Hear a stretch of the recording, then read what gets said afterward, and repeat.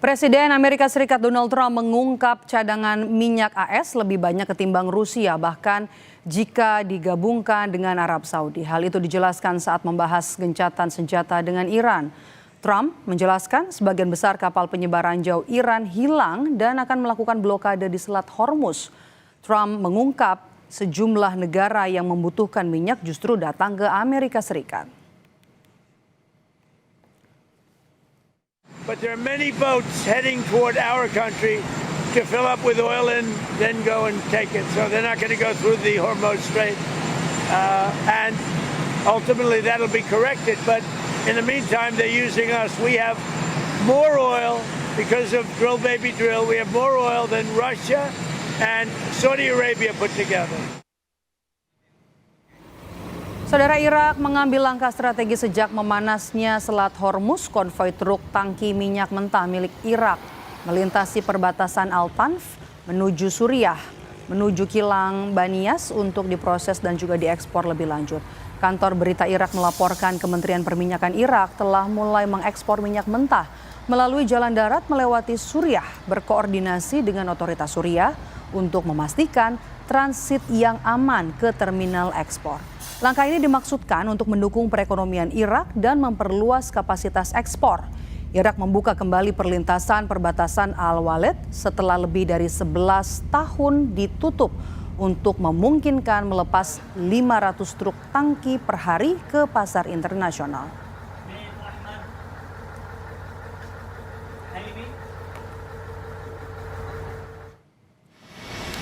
Membaca bagaimana pertemuan antara Presiden Prabowo dan juga Presiden Rusia Vladimir Putin, kita bahas bersama dengan pengamat hubungan internasional sekaligus peneliti Asia Middle East Center Pizarro Ghazali dan juga anggota Komisi 1 DPR fraksi Partai Kebangkitan Bangsa Samsyul Rizal. Selamat petang Bapak-bapak, Bung Pizarro dan juga Deng Ical dengan Maidop di sini. Selamat petang, Assalamualaikum. Ya, selamat petang Mbak Maidop. Oke, saya mau ke Bung Pizarro dulu. Sebelumnya kan muncul wacana Indonesia akan mengimpor minyak dari Amerika Serikat. Namun kini arahnya justru kuat ke Rusia. Bagaimana Anda melihat perubahan mendadak ini dalam perencanaan ketahanan?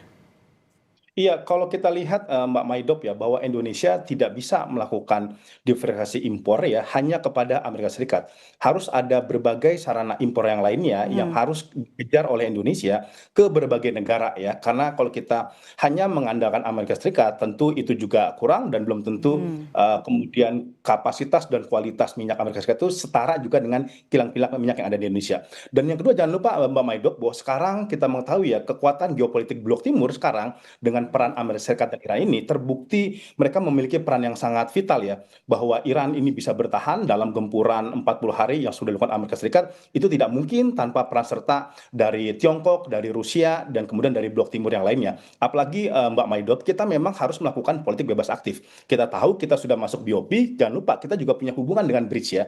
Ini yang seharusnya memang dimanfaatkan oleh pemerintah Indonesia agar kemudian kita tidak hanya didikte oleh Barat, tidak didikte oleh Amerika Serikat. Karena kita melihat sekarang Donald Trump bahkan melakukan manuver baru. Dia akan melakukan blokade terhadap Selat Hormuz. Ini sangat mengerikan Mbak Maidop dan ini sangat melanggar hukum internasional. Sudahlah Selat Hormuz ini belum dibuka sepenuhnya oleh Iran, kemudian ditambah lagi kebijakan dari Amerika Serikat. Bahkan yang terbaru Amerika Serikat sedang mempertimbangkan untuk melakukan serangan terbatas kepada wilayah Iran. Ketika wilayah Timur Tengah ini belum keluar dari zona konflik, ketika Selat Hormuz masih ditutup, tentu pemerintah Indonesia harus mencari celah-celah diversifikasi impor yang lainnya selain dari Afrika, kemudian juga dari wilayah-wilayah seperti India dan Jepang. Rusia sekarang kemudian juga menjadi opsi. Karena jangan lupa Mbak Maidop, sekarang Amerika Serikat itu sudah mulai melonggarkan sanksi pembelian minyak kepada Rusia ya, karena kita mengetahui Amerika Serikat harus kemudian menyeimbangkan harga minyak ketika Selat Hormuz ditutup dan kemudian akhirnya Amerika Serikat memberikan kelonggaran minyak dari Rusia, dan tentu ini harus dimanfaatkan oleh Indonesia secara jeli dan bila perlu ini sebenarnya tidak hanya pembahasan teknis mengenai minyak,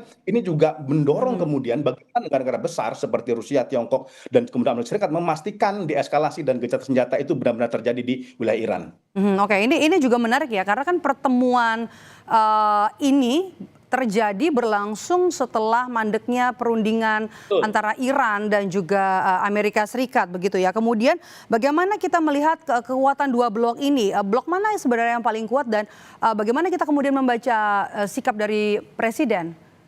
Bung Pizarro. Iya, kalau kita lihat kalau kita lihat ya Amerika Serikat datang ke Islamabad dalam posisi yang sebenarnya gagal menaklukkan Iran ya. Amerika Serikat itu sebenarnya datang melakukan negosiasi kepada Iran di Islamabad hanya demi menyelamatkan muka citra internasional mereka yang sekarang sudah anjlok. Yang kredibilitas mereka tuh benar-benar terpuruk ya karena mereka mengawali perang kepada wilayah Iran. Dan kemudian kalau kita lihat sekarang kemudian Iran begitu confidence datang ke Islamabad ya, dan akhirnya kalau kita lihat 21 jam negosiasi maraton antara G-Defense kemudian dengan Iran ya, Iran itu pulang dari negosiasi ini Mbak Maidop dengan kepala tegak. Karena tiga variabel kunci yang sebenarnya ingin dirampas oleh Amerika Serikat itu gagal terjadi dalam negosiasi di Islamabad.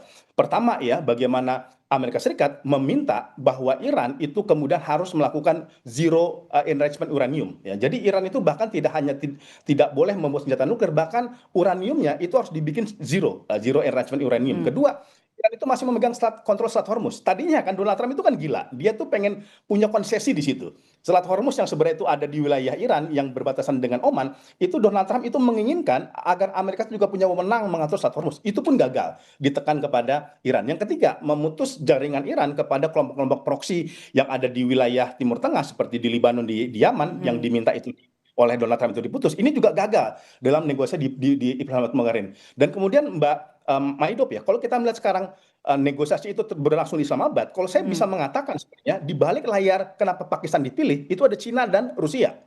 Jangan lupa ya bahwa Pakistan hubungan mereka tuh sangat kuat dengan Cina. Bahkan mereka sudah membangun secara resmi koridor ekonomi Cina Pakistan gitu. Jadi walaupun Pakistan itu punya kedekatan dengan Donald Trump, tetapi bandul ekonomi mereka tuh lebih banyak sekarang kepada Cina gitu. Ini yang kemudian kenapa akhirnya Islamabad ditunjuk sebagai tuan rumah negosiasi konflik antara Amerika Serikat dan Iran.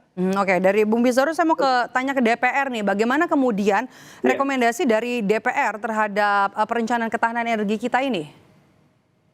Iya, makasih banyak Mbak Vika, Bang Bizaro. Iya. Yang paling penting Mbak ini adalah negara punya kewajiban untuk memastikan energi itu cukup untuk mendukung operasional, mendukung keberlangsungan pemerintahan dan masyarakat. Dan itu yang paling penting. Yang kedua yang tidak kalah pentingnya itu adalah memastikan hope dari masyarakat Indonesia itu benar-benar tetap ada dan terjaga. Karena tanpa harapan maka masyarakat Indonesia akan menjadi minder, akan menjadi tidak percaya diri, dan kemungkinan besar akan terjadi ras besar-besaran. Dan itu yang tidak diinginkan oleh Presiden Prabowo.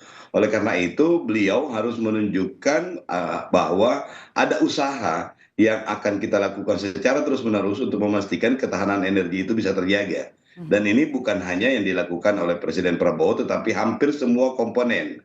Beberapa bulan yang lalu itu juga sebelum terjadi perang dengan Iran dan Amerika ini sudah ada negosiasi juga dengan beberapa negara, diantaranya dengan Azerbaijan dan Algier, yang kemungkinan juga menjadi alternatif kita untuk mendapatkan suplai minyak dan energi, termasuk dengan Rusia dalam bingkai bridge itu adalah counter trade dalam konteks kita menyiapkan CPO, jadi juga bahan dasar energi juga. Jadi pada dasarnya memang kita sudah melakukan ini secara simultan di beberapa tahun terakhir ini, termasuk pada zaman Presiden Prabowo itu. Jadi bukan hanya karena kegagalan perundingan antara Amerika Serikat dan Iran, bukan juga karena perang ini, tetapi pada dasarnya ini sudah menjadi bagian dari strategi jangka panjang kita untuk memastikan bahwa energi kita tetap terjaga, dan itu juga bisa memunculkan rasa percaya diri masyarakat untuk melakukan aktivitasnya tanpa dibayangi rasa ketakutan akan kekurangan energi. Oke.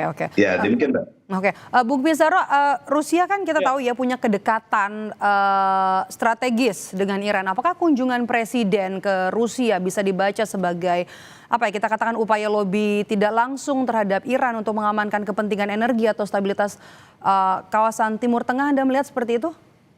Iya, Mbak Maidop, menurut saya dengan momentum gagalnya negosiasi Amerika Serikat dengan Iran, ini akan dimanfaatkan oleh Pak Prabowo juga untuk memastikan bahwa minimal deeskalasi itu masih terus terjaga sampai sekarang. Gitu. Ini kan Mbak Maidop, ini kan gencatan senjata itu belum benar-benar berlaku loh sampai sekarang.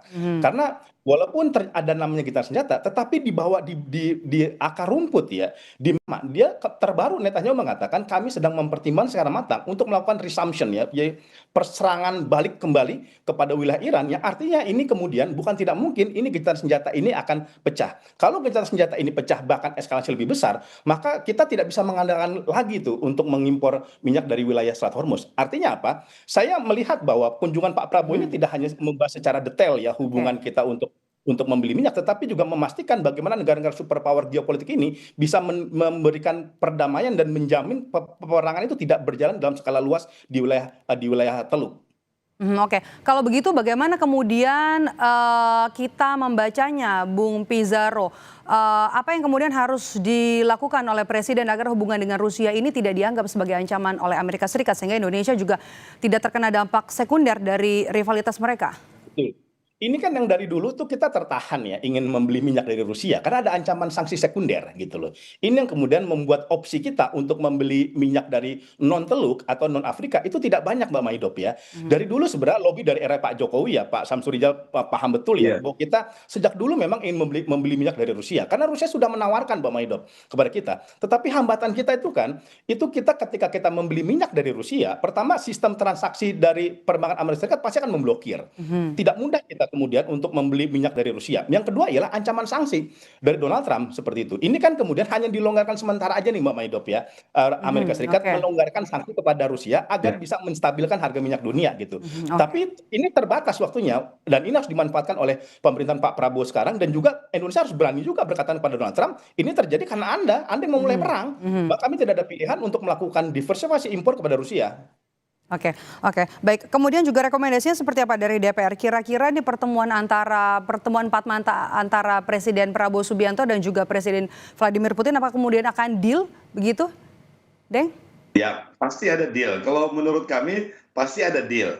Cuma memang ada beberapa kondisi yang mesti dipahami dan dicarikan solusinya. Yang pertama itu adalah ada undang-undang di Amerika tahun 2017 itu yang akan memberikan sanksi, embargo, dan berbagai macam perlakuan yang kalau kita membeli sesuatu yang sifatnya strategis melalui blok lain, terutama dari Rusia, sehingga kita akan mendapatkan sanksi-sanksi yang kasusnya yang paling kelihatan itu adalah pada saat kita mau membeli S-400 atau Su-35 yang dari Rusia setelah kita membeli Sukhoi, itu kemudian kita batalkan. Kenapa kita batalkan? Karena ada undang-undang yang mengatur bahwa kalau membeli sesuatu yang strategis, terutama yang berkaitan dengan pertahanan dan energi, itu kita akan mendapatkan blokade, embargo, sanksi, penghapusan, dan macam-macam. Dan itu memang sangat luar biasa efeknya. Multiplier efeknya itu luar biasa bukan hanya dalam konteks persenjataan atau ketahanan atau energi, tetapi sampai kepada ekonomi, dan itu akan sangat mempengaruhi. Oleh karena itu ada beberapa jalan yang harusnya dimengerti oleh teman-teman dari Kementerian Pertahanan dan Kementerian Energi ini untuk mulai menggunakan entitas yang lain di luar government.